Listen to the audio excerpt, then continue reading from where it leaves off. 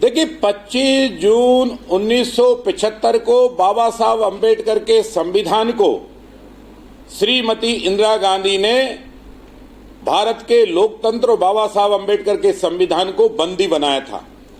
श्रीमती इंदिरा गांधी ने और कांग्रेस ने ना तो जीते जी बाबा साहब को पंडित नेहरू जी से लेकर इंदिरा गांधी और इंदिरा गांधी से लेकर राजीव गांधी और राजीव गांधी से लेकर राहुल गांधी तक की जो कांग्रेस है, उस कांग्रेस ने जब जब मौका मिला है तब तब बाबा साहब अंबेडकर का अपमान किया है। पंडित नेहरू जी ने दो बार बाबा साहब को लोकसभा का इलेक्शन चुनाव हराया और बाबा साहब को जीते जी उन्हें पार्लियामेंट के अंदर नहीं जाने दिया। बाबा साहब की मृत्यु के बाद राजघाट पर बाबा साहब को स्थान नहीं मिला। उनकी बाबा साहब की श्रीमती जी को बाबा साहब को प्लेन के द्वारा दूसरे स्थान पर लेकर दाह संस्कार करना पड़ा और इतना ही नहीं तो कांग्रेस ने हेलीकॉप्टर का पैसा तक मांग लिया था। ये वही कांग्रेस है, ना तो जीते जी बाबा साहब का सम्मान कर पाई, ना बाबा साहब के जाने के बाद बाबा साहब अंबेडकर का संविधान कर पाई, बाबा साहब के सम्मान कर पाई। आज कांग्रेस घड़ियालू आंसू भलू बहा रही है, पर पूरा विश्व जानता है कि हिंदुस्तान का लोकतंत्र 25 जून से लेकर 75 से 77 तक 19-22 महीने जेल खानों को भर दिया गया।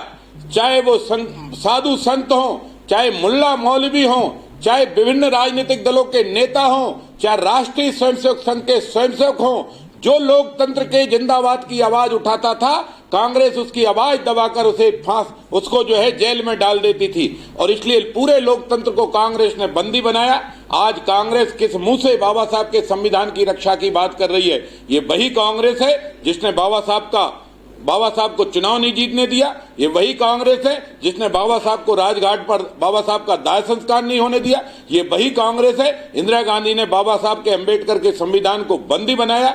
ये वही कांग्रेस है जब संविधान के अंदर साहबानो प्रकरण में परिवर्तन लाए। ये वही कांग्रेस है जो आज भी बाबा साहब का सम्मान नहीं करती। बाबा साहब के नाम पर मगरमच्छ के आंसू बहाने वाले कांग्रेसियों, सत्याग्रह छोड़ो, बाबा साहब के चरण पकड़ो और एक नहीं 5-5 पीढ़ी बाबा साहब से माफी मांगो।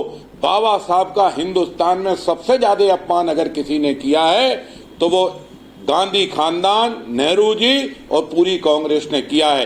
भारतीय जनता पार्टी नरेंद्र मोदी जी के नेतृत्व में बाबा साहब के संविधान का और बाबा साहब के हर अक्षर शब्द का अक्षरशः पालन करके उनको बार बार हजार बार प्रणाम करके उनको सम्मान देगी।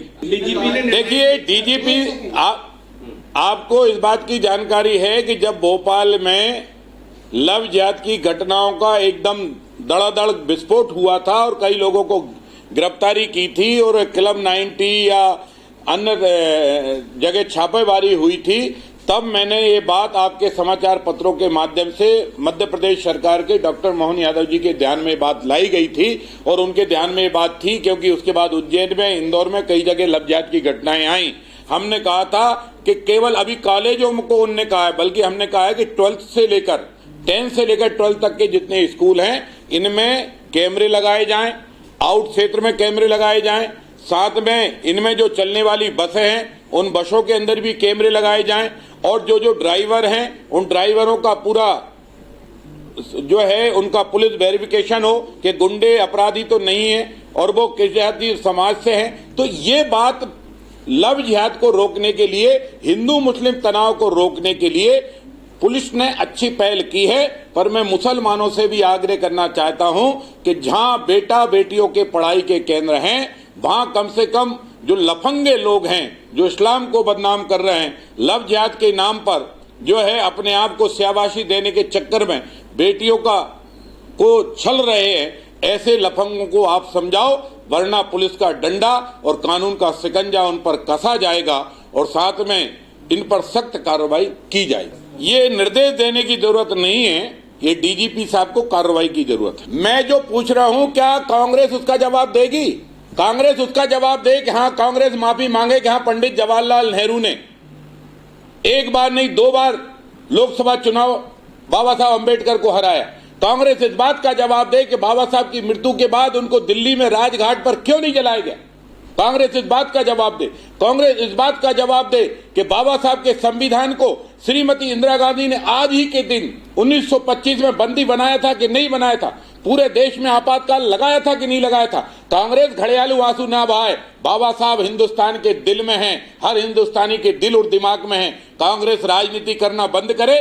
कांग्रेस पहले इस बात से बाबा साहब के अनुयायियों से और देश से माफी मांगे कि हाँ, हमारी इंदिरा गांधी ने बाबा साहब के संविधान को बंदी बनाया था। हाँ, पंडित जवाहरलाल नेहरू ने अपने जीते जी बाबा साहब अंबेडकर को चुनाव नहीं जीतने दिया। हाँ, हम कांग्रेसियों ने बाबा साहब को राजघाट पर सम्मान देकर उनका अंतिम संस्कार नहीं करने दिया।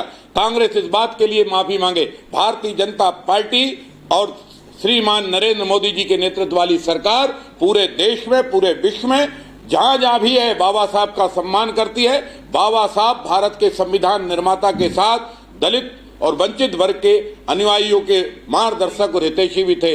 इसलिए जो कुछ सम्मान करे वो भारतीय जनता पार्टी और भारतीय लोकतंत्र के प्रहरी कर रहे हैं। कांग्रेस ने एक बार नहीं 75 बार बाबा साहब का संविधान बदलकर अपमान किया। तैयारी कर रही है। अब नियमों में बदलाव किए गए, कहा गया है कि पीसीसी ऑब्जर्वर भी अपनी रिपोर्ट देंगे, आईसीसी ऑब्जर्वर। बार बार नियमों में बदलाव सर, बार बार नियमों में बदलाव किया जा रहा है संगठन सृजन में। आप क्या पूछ रहे हैं? मैं ये कहता, उन्होंने कहा कि जो बीजेपी से करीबी नेता हैं उनको पद नहीं दिया जाएगा कांग्रेस में। देखिए, अब भारतीय जनता पार्टी से दूर कांग्रेस का है कौन? पहले तो ये छांटा जाएगा।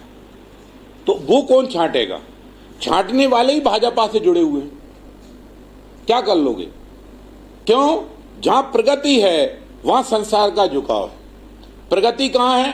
प्रगति नरेंद्र मोदी जी के नेतृत्व में भारत की प्रगति है। इसलिए भारतीय जनता पार्टी के बारे में कुछ भी अब प्रचार करना एक तरह से बचकानी हरकत है या बच्चों का खेल है। इसलिए संविधान बदलो या अपना विधान बदलो, पर अब कांग्रेस का वर्कर जहां से आ रहा है वो स्थान नहीं बदल सकते, क्योंकि अब कांग्रेस में कोई भी कांग्रेसी बचा नहीं है। क्योंकि कांग्रेस तब बची थी जब पंडित जवाहरलाल नेहरू के बाद बापू जी के शब्द इस कांग्रेस में थे। बापू जी के शब्द खत्म, अब ये नकली कांग्रेस, नकली गांधीयों के हाथ में हैं। इसलिए कांग्रेस में कुछ नहीं बचे।